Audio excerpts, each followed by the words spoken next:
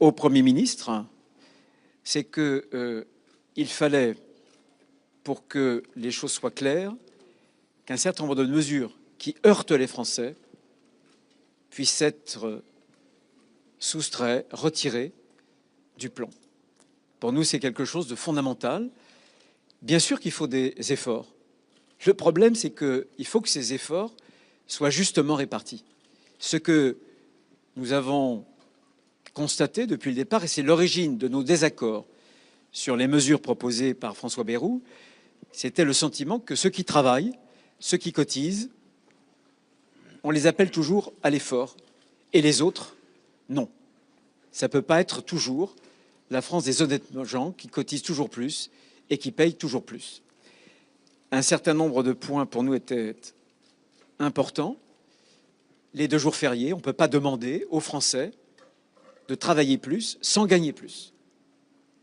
On a des propositions pour que le temps de travail soit plus important, mais ça n'est pas possible qu'un temps de travail plus important, il n'y ait pas une rémunération.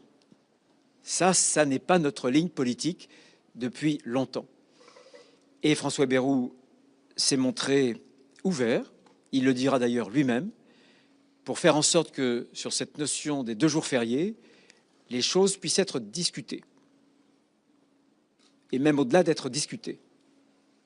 Et évidemment, nous faisons des propositions en matière d'économie, puisque c'était 4 milliards d'euros d'économie. Et nous ouvrons une discussion aussi sur la façon d'augmenter le temps de travail, tout en le rémunérant. Ce que nous avons dit aussi, c'est qu'on ne peut pas toucher aux franchises pour les Français sans que, par exemple, pour les immigrés clandestins, l'AME reste au même niveau. C'est-à-dire que ceux qui cotiseraient et qui cotisent aujourd'hui ont une franchise médicale qui serait doublée, ont une franchise sur les boîtes de médicaments, et des étrangers en situation irrégulière, eux, auraient une sorte de sécurité sociale qui leur assurerait aucun effort, tout en percevant les prestations. En tout cas, tout en étant soignés. Et ce régime est encore une fois très exceptionnel parmi tous les pays européens.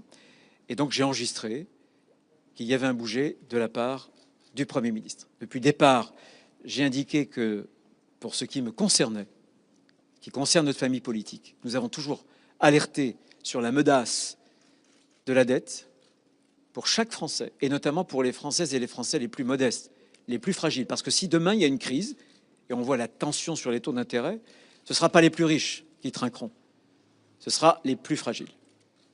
Je pense que, en tout cas, il faut que nous prenions nos responsabilités. Encore une fois, les uns et les autres sont libres, mais j'ai indiqué, pour ma part, le choix que j'avais fait en responsabilité pour éviter le chaos et pour ne pas rejoindre celles et ceux qui veulent se comporter comme des incendiaires. Juste si vous me permettez sur un sujet qui concerne évidemment d'abord le vote des députés et ce qui va se passer au groupe à l'Assemblée nationale des Républicains. Le propos que nous avons tenu au Premier ministre a été très clair. Si on veut que la majorité du groupe des Républicains vote la confiance sur cette question budgétaire, il est fondamental que ce qui a pu choquer les Français soit entendu. Ce qui a choqué les Français, c'est très simple. C'est le sentiment que c'est toujours les mêmes qui vont payer. Qu'en réalité, il n'y a pas suffisamment d'économies. On n'est pas venu là pour dire on veut moins d'économies. On est venu là pour dire on veut plus d'économies, mais moins d'augmentation d'impôts déguisés. Et surtout que ça ne touche pas toujours les mêmes, c'est-à-dire la France qui travaille, la France qui a travaillé toute sa vie. Ce débat-là s'incarne de façon très symbolique dans la question des 2 jours fériés. Ce que les députés du groupe de la droite républicaine ont dit depuis le début. Parce que c'est le symbole pur. On demande de s'attaquer à 2 jours fériés de ceux qui travaillent déjà et qui cotisent pour tous les autres. Et on ne s'attaque pas aux 365 jours fériés par an de ceux qui profitent du système et qui ne travaillent pas. Et donc la proposition que nous avons faite, c'est de dire on renonce à cette mesure. En contrepartie, il faut des économies. On propose une grande loi de lutte contre la fraude et l'assistanat. et avec l'ouverture du débat sur le temps de travail dans notre pays, mais un temps de travail dans lequel celui qui travaille est plus rémunéré et pas avec plus d'impôts et avec aucun gain de travail.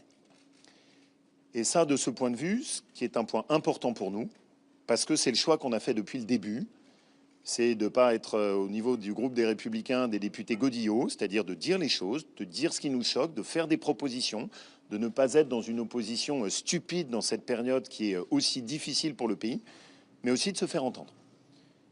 Et ce qui est un pas pour moi très important, c'est le Premier ministre m'a dit, sur les bases de ce que tes députés portent, c'est quelque chose que je peux entendre et sur lequel je suis prêt à m'exprimer tout prochainement. Ça, c'est important. Parce que ma conviction, c'est que les Français sentent bien que, bien sûr, il y a cet effort budgétaire à faire, mais que pour qu'ils le soutiennent, il faut qu'il soit juste et équilibré. Vous êtes en train de nous dire que les jours fériés sont abandonnés. Cette mesure est abandonnée. En tout cas, c'est ce qu'on a nous demandé. On ne s'est pas contenté de dire on le demande et aucune économie en face, c'est-à-dire que la contrepartie, c'est qu'on est prêt à s'engager très fort sur la lutte contre la fraude, l'assistanat et les dépenses liées à l'immigration. Et le Premier ministre lui-même a dit qu'à condition qu'il n'y ait pas de renoncement à l'effort budgétaire, il était prêt à ce que ce sujet soit remis sur la table. C'est évidemment pour nous une avancée importante. Et ça montre aussi que, malgré tout, dans cette période, quand on essaye de discuter, de s'entendre, de mettre des propositions sur la table, d'être clair sur ce que sont nos convictions, la droite républicaine a plus que toute sa place et les députés des Républicains font leur travail. C'est la conviction qui est la nôtre. Monsieur le ministre, vous avez été reçu à l'Élysée ce midi. Est-ce qu'on peut savoir ce qui dit quel était en tout cas l'objectif de cette réunion? Eh bien, on a notamment préparé la discussion qu'on a eue avec le Premier ministre. Je lui avais déjà, autour de la table, dit que cette proposition qu'il avait faite, cette mesure, je lui avais déjà signifié, je l'avais déjà écrit dans un certain nombre de journaux, que cette proposition, cette mesure de suppression de 2 jours de congé, de fériés, ça ne passait pas auprès de la population et que notre famille politique en avait été choquée et qu'il fallait bouger sur ce point-là précisément. Comme vient de le dire Laurent Wauquiez, on a sur la table, on a mis sur la table des vraies propositions, des vraies mesures d'économie, une réflexion sur le temps de travail et puis aussi sur la lutte contre l'assistanat et contre la fraude. Juste un petit mot complémentaire, parce que c'est important de montrer que nous sommes en cohérence et dans l'action. Parmi les propositions d'économie, nous avons souhaité respecter l'engagement qui est le nôtre et qui participe aussi à renforcer la puissance publique et la capacité à intervenir, que ce soit au niveau de l'État territorial, au niveau de l'État central, puisque vous le savez, au Sénat, nous avons mené une commission d'enquête sur les opérateurs et les agences de l'État, et que, puisqu'on vient d'évoquer et que nous avons demander collectivement la suppression de ces 2 jours fériés. Nous sommes au rendez-vous aussi des économies et nous entendons à ce qu'un prochain texte, très rapidement, soit inscrit à l'initiative de notre famille politique qui devra permettre le regroupement, voire la suppression de certains opérateurs, de certaines agences pour générer des économies et renforcer justement la puissance publique sur les territoires comme au niveau central.